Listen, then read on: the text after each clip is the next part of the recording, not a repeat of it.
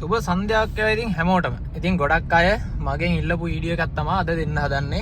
ඉතින් ගොඩක් අය මට කිව්වා part time කොහොමද Uber pick me වල part time දුවලා කීයක් වගේ earn කරන්න පුළුවන්ද කියලා.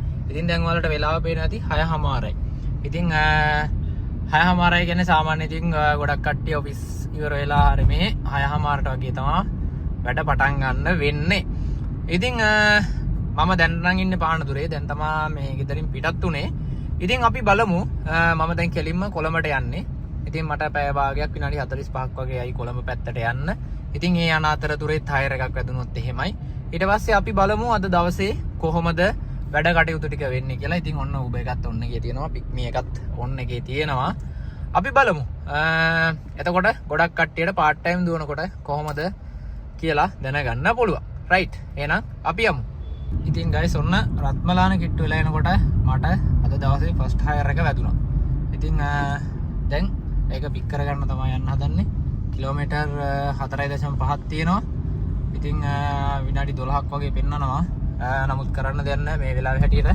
ඒක ගත්තා මොකද කොළඹට යන්න තියෙන නිසා. කොහොමත් මේ පැත්තට යන්න නිසා මම මේ hire එක ගත්තා. අන්න ඒ විදිහට අපි දැනගන්න ඕන අපි යන පැත්තට කොච්චර දුර වුණත් කමන්නේ. තමන්ට ලාභ හයර එකක් වටනවා නම් ඒක ගන්න. මොකද මේක කාඩ් පේමන්ට් එකක් තියෙන්නේ. මම ගත්තෙත් හේතුව මොකද අද දවසේ දැන් මම මේ දවස් ටිකේම ටුවර් එකක හිටියේ. ටුවර් එක ඉවර කරලා දැන් අද තමයි ඔන්න වැඩ පටන් ගත්තේ. ඉතින් අද ඩේ පාස් එකක් තමයි මම ගත්තේ. 999 මේක රුපියල් 1000ක. ඉතින් ඒකටත් එක්ක කැපිලා යන්න තමයි මම කාඩ් පේමන්ට් එක ගත්තේ. රයිට්. එහෙනම් අපි යමු.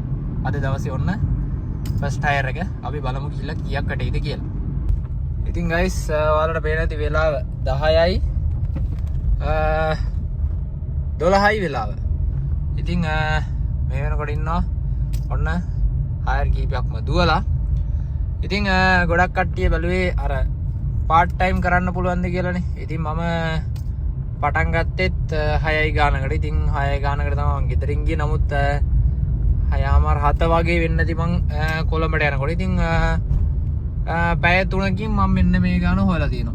ඉතින් Uber එකේ ඔන්න මගේ earning වල තමයි ඔය 10220 තියෙන්නේ. ඉතින් ඔතනින් රුපියල් 1000ක් අයින් වෙන්න ඕන. එතකොට 9220ක් තියෙනවා මම අද දවසට හොයලා. මොකද රුපියල් 1000ක පාස් එකක් ගත්තේ මම. ඉතින් ඔන්න ඔය වගේ ගානක් හොයලා තියෙනවා Uber එකේ. ඉතින් දැන් මම pick me එකත් ඔන් කරගෙන ඉන්නේ ආපහු hire එකක් ගන්න. ඉතින් ওই විදිහට තමයි තියෙන්නේ. ඉතින් මහන්සි වෙන්න මම අර මට කතා කරන හැමෝටම මම කියන්නේ ඒගොල්ලෝ අහන්නේ නිතරම part time කරලා කීයක් හොයන්න පුළුවන්ද? part time කරලා කීයක් හොයන්න පුළුවන්ද? ඉතින් මම මේ 10000 ගාන හෙව්වා වගේ තමයි ඔයාලට සමහර විට මේ 10000 ගාන මේ ඔයාලට මේ විදිහට හොයන්න බැරි වෙන්න පුළුවන්. මොකද මහන්සි වෙන්න ඕන. මේක අර අපි දුවන විදිහ අනුව තමයි තීරණය වෙන්නේ අපි හොයන ගාන. ඉතින් මේ ඔන්න 10000 ගානක් හොයලා තියෙනවා. ඉතින් ඔයාලටත් පුළුවන් ටිකක් මහන්සි වෙන්න ඕන. රයිට් අපි බලමු තව රෑ 12 වගේ වෙනකම් කීයක් වගේ හොයන්න පුළුවන් වේද කියලා අපි බලමු. ඉතින් ඔන්න ගයිස් තවත් හයර් එකක් වැදුනා. ඉතින් කොළඹින් ආපහු එයාපෝට් යන්න. ඉතින් ඔන්න ඔය විදිහට ඉතින් මේකත් මේ හයර් එකත් එක්ක ගියොත් එහෙම මගේ අද දවස මේ වෙනකොට මේ හයර් එකත් එක්ක මං හිතන්නේ මට 13000 ගාණක් වගේ එනවා. එතකොට 1000ක් අයින් කරපුවම 12000 ගාණක් වගේ එනවා. ඉතින් ඔන්න ඔය විදිහට තමයි හරියට කිරලා මනලා ගානට වැඩ ටික කරගන්නවා. ඉතින් දැන් වෙලාව 12:04යි. ඉතින් මේකට මේ හයර් එක කම්ප්ලීට් කරන්න පැයක් වගේ යයි. එතකොට පාන්දර 1 වෙනකොට 12000ක් මම හොයලා. ඉතින් මේ හරියට අප්ඩේට් එකක් අරගෙන මේ වැඩ ටික කරගන්න පුළුවන්. මහ ලොකු දෙයක් නෙවෙයි. රයිට් අපි ගිහින් බලමු එයාපෝට් එකට. ඉතින් ගයිස් ඔන්න මම දැන් එයාපෝට් එකේ ඉන්නේ. එයාපෝට් එකට ඇවිල්ලා ඉන්නේ. මෙතන 300 පාකි දාගෙන තමයි ඉන්නේ දැන් වාහනේ. ඉතින් ඔන්න ගයිස් 13782ක මම හයස් දුවලා තියෙනවා. එතකොට ඔයාලට පේන ඇති ට්‍රිප් 4යි පොයින්ට්ස් 8ක් earn කරගෙන තියෙනවා මම. ඉතින් දැන් ඩිරෙක්ෂන් එකක් දාගෙන ඉන්නේ මං ගෙවල් පැත්තට යන්නත් කියලා. ඉතින් ඔන්න ලාස්ට් හයර් එක 3561ක් ඇවිල්ලා තියෙනවා. ඉතින් ඔන්න ඔය විදිහට තමයි තියෙන්නේ. ඉතින් දැන් ඔයාලට දල අදහසක් ගන්න පුළුවන් වෙයි සමහර විට part time කරන කෙනෙකුට. ඉතින් මං හැන්දෑවේ 6 ඉඳන් තමයි දුවන්න පටන් ගත්තේ. අපි 6:00යි කියමු. 6:00 ඉඳන් වගේ තමයි දුවන්න පටන් ගත්තේ. දැන් වෙලාව පාන්දර 1:14යි. ඉතින් 1.14 වෙනකොට ඔන්න මම earn කරපු ගාන. ඉතින් මේක අපි දුවලා ඒ කියන්නේ සාමාන්‍ය හැම කෙනෙක්ම මේකේ තියෙන පොඩි ට්‍රික්ස් ටිකක්. ඉතින් දුවලා ඒ දේවල් අධ්‍යයනය කරලා හයස් තියෙන්නේ කොයි පැතිවලද ආරමේ එහෙම අධ්‍යයනයක් කරලා තමයි ගොඩක් කට්ටිය ඉතින් හයස් දුවන්නේ. ඉතින් මමත් ඒ විදිහට තමාද වැඩ ටික කරේ. මොකද මම සාමාන්‍යයෙන් දවසට කරන වැඩ කරන පිළිවෙලක් තියෙනවා. ඉතින් ඒ පිළිවෙලටම තමයි මම අද වැඩ කරලා මේ ගාන earn කරේ. ඉතින් මේ විදිහට ඔයාලටත් පුළුවන් part time කරලා ඔය වගේ ගේමක් ගහන්න. ඉතින් පික්මි එකත් ඔන්න එකේ තියෙන පික්මි එකේ මම එක හයර් එකක්වත් දීවේ නෑ අද. උබේගෙම තමයි හයස් දීවේ. ඉතින් මගේ වීඩියෝස් බලන කට්ටියක් දන්නවා මම වැඩි හරියක්ම පික්මි වලට වඩා උබ හයස් තමයි දුවන්නේ. ඉතින් ඔයාලා විශේෂයෙන්ම මතක තියාගන්න ඕන තව දෙයක් තමයි මේ දවස්වල උබේකේ ආපහු පටන් ගෙන තියෙනවා මේ අර හයර් එක ගහන්න. ඉතින් 54000ක් වදිනවා සෙඩන් වාහන වලට, 46000ක් වදිනවා සිප්පු වාහන වලට.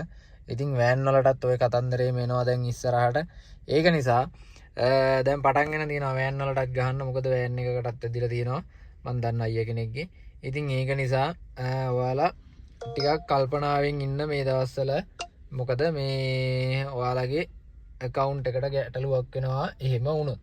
ඒක නිසා අනිවාර්යෙන් ඔයාලා ඒ ගැන හොඳ අප්ඩේට් එකක ඉන්න.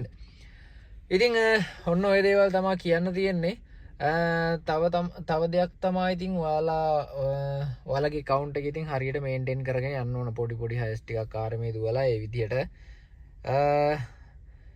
app එක හරියට ඉතින් මේන්ටේන් කරගෙන යන්න ඕන.